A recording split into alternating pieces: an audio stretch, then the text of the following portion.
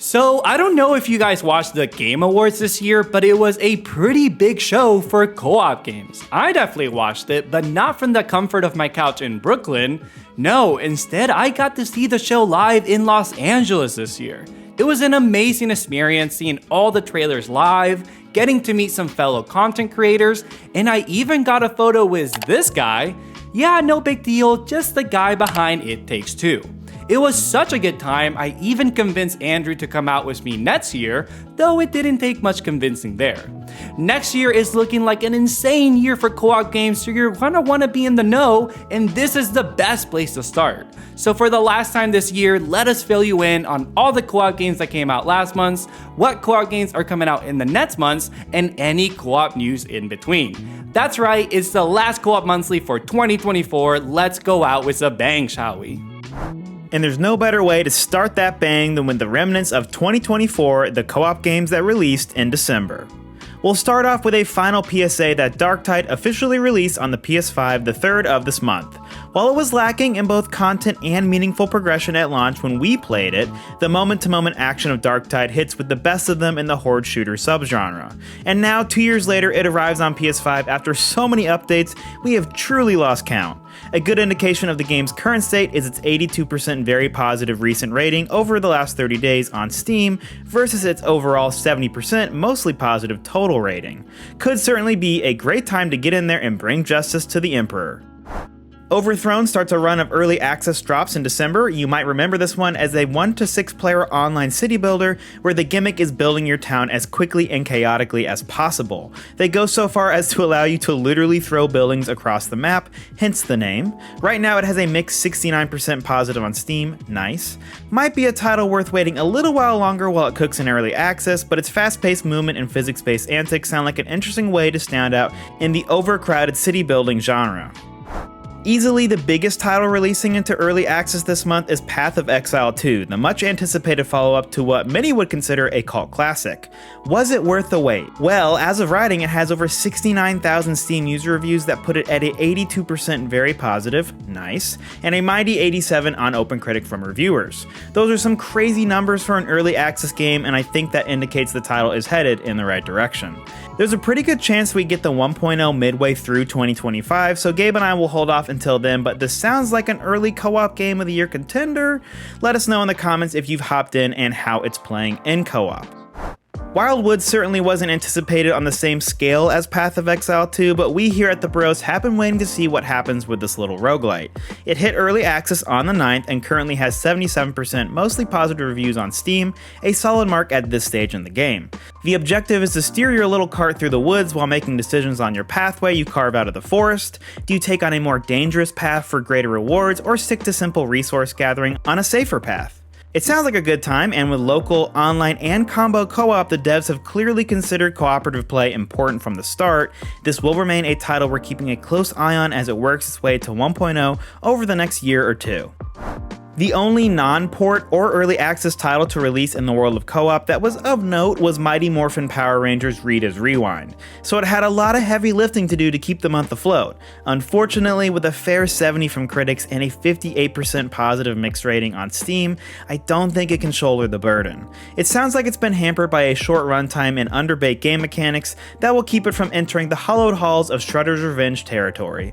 But a 7 out of 10 doesn't mean it's bad, it just means that you and your friends ought to be pretty big Power Ranger fans if you want to get the most out of this one.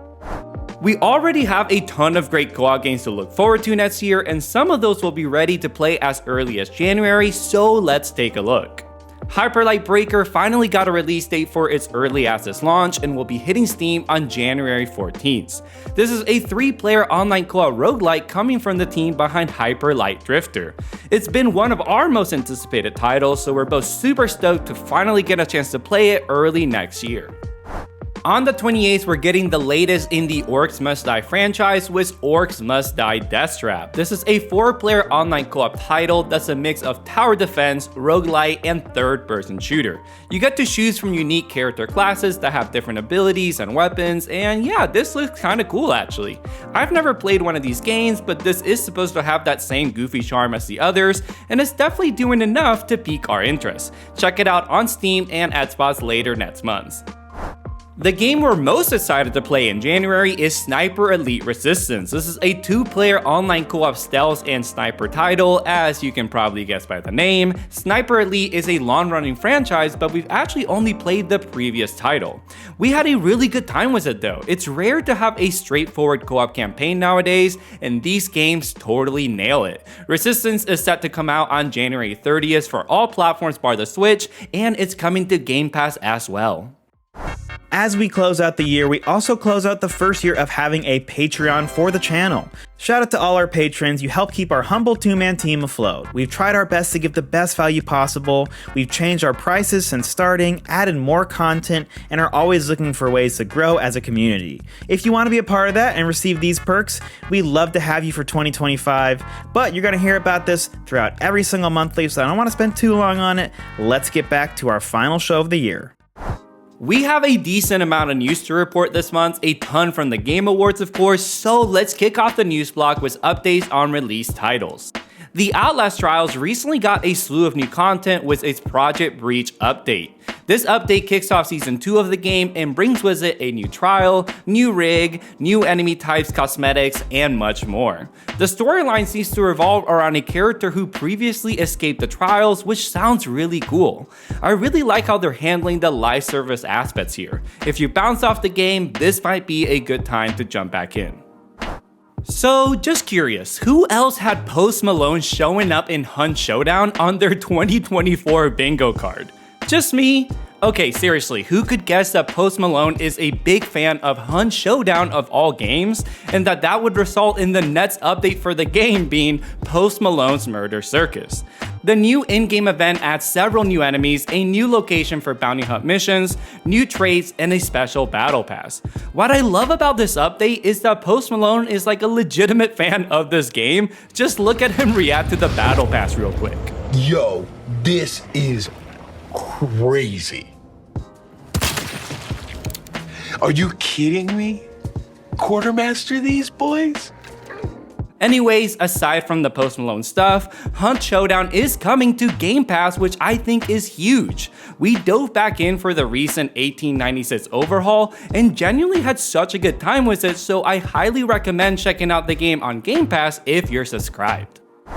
With the year wrapping up, the Ravenswatch team recently shared a look at their 2025 roadmap, and it got as hyped as can be. We've been completely obsessed with this game, so you can imagine we're pretty stoked to see them adding 2 new heroes. But that's not all. These 2 new heroes are specifically made to be played in co-op. Like, they legitimately can only be played if they're both in the party, so in other words, they were made just for Andrew and I, and yeah, thanks for that, Past Tech Games. The roadmap details some other news like new enemies, mini-bosses, and NPCs to be added down the road as well. So just when I thought we were done with Ravenswatch, looks like Ravenswatch isn't done with us.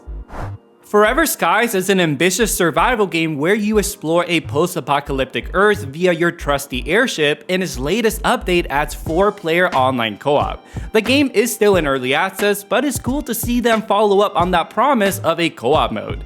It looks like they've done a lot of work to make the gameplay loop work in co-op, so if you get a chance to check it out, let us know what you think. You know I will always jump at another chance to mention Ember Knights on this channel, and this is one of the best news I can bring you all, which is Ember Knights is finally coming to PlayStation and Xbox consoles in spring of next year. This is one of the best co-op roguelikes we've played. It supports 4-player co-op both online and locally. I know a lot of you have been looking forward to this, so thank you Doom Turtle for the early Christmas gift. Quick interruption to Gabe's flow, but I wanted to add that Palworld had a pretty big update announced during the Game Awards in Faybreak, and I believe it's already out. It adds on a new island with more pals to collect, a new faction to fight, and more bosses and resources to plunder. Kinda crazy that Palworld is still here a year later, doing its thing, and Nintendo hasn't snuffed it out of existence, but never count that legal team out of a fight. For our last news story here, can I just say we are so back? Helldivers 2 recently got the long-awaited Omens of Tyranny update, which introduced a 3rd enemy faction into the game with the Illuminate. They shadow dropped this at the Game Awards and even brought out John Helldiver himself for the announcement. This is definitely the biggest update to the game. A whole new faction is huge, on top of a new urban map, a new warbond, and this sick new vehicle. Helldivers 2 has had its up and downs, but we're happy to see it end the year with this sizable update. Let's keep the news block running by covering trailers and info on the titles that have been announced but we can't quite play just yet. First up, we're going to talk about Borderlands 4. Its first gameplay reveal happened at the Game Awards with Gabe live in the audience, still not over that. The verdict? It's more Borderlands, so I think that's a good thing. Gabe and I have played the last few titles in the series together, but have never been huge fans, so we can only sort of relate with the industry as a whole feeling fatigued by the prospect of another campaign of cringe humor.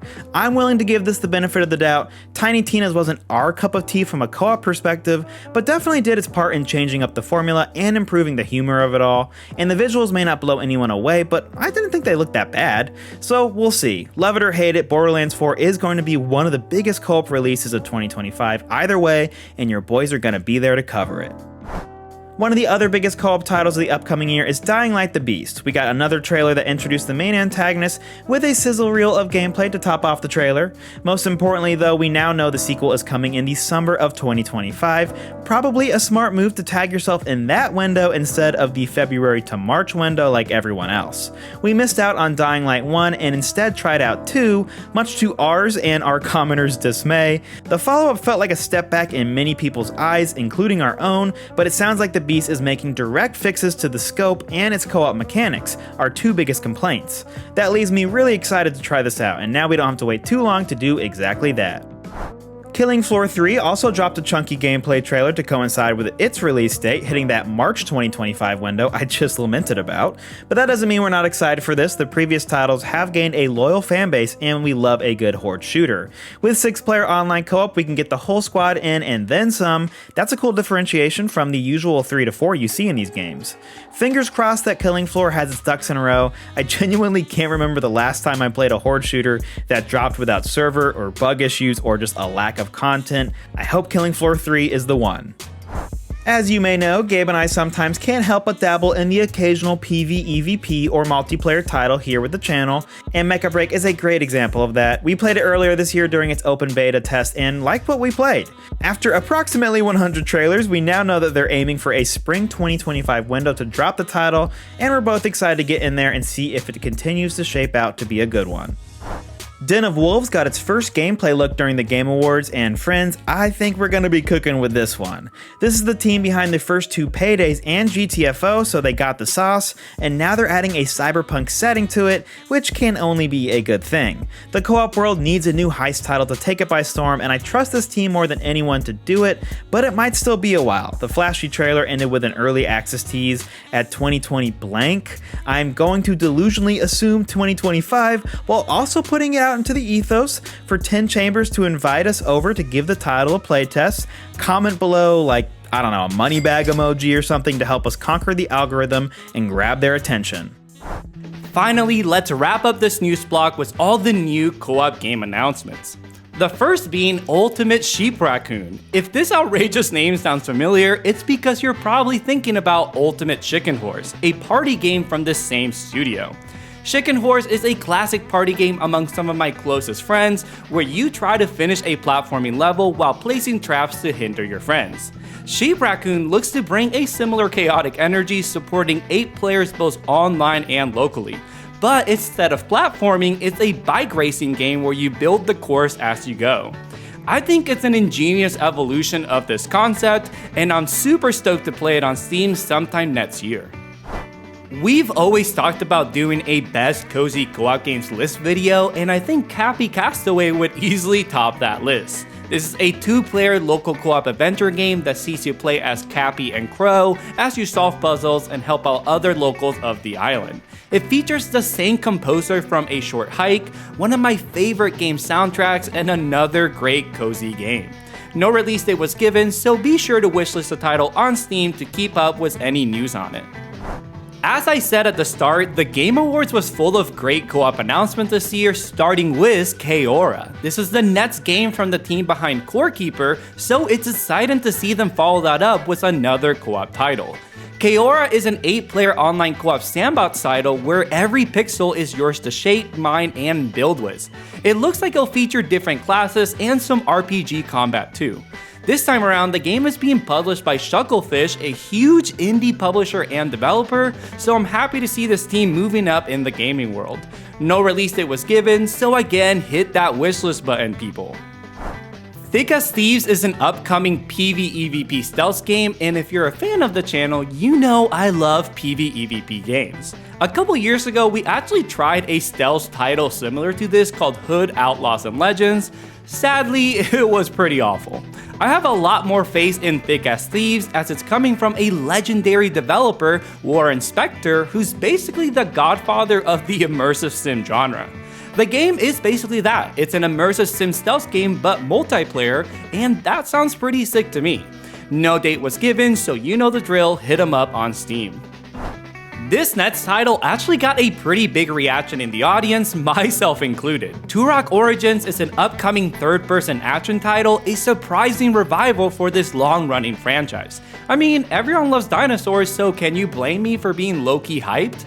It looks like it'll feature 3-player online co-op, and it's coming to all platforms bar the Switch sometime next year. If, like us, you're gutted that we're not getting any Baldur's Gate 3 DLCs, then you should definitely keep an eye on Solasta 2. This is a similar turn-based RPG that is also built on Dungeons & Dragons 5th edition rule set. The sequel looks to improve on every aspect of the original, but especially the visuals. I mean, if you told someone this was Baldur's Gate 3, at a glance, they might believe you. So while we can't say this will be as good, having another 4-player online co-op RPG based on D&D is a net positive for us all. No release date was given, so be sure to throw this in the wishlist if it piques your interest. We only got 3 more co-op announcements for you, but we saved the best for last, so you better buckle up. You know, after so many Overcooked DLCs, I just figured that Ghost Town Games' next title would naturally be Overcooked 3. I'm happy to say I was wrong to think that because Stage Fright looks way more up my alley. This next title will feature 2-player co-op both online and locally, and it looks to be more of an adventure game.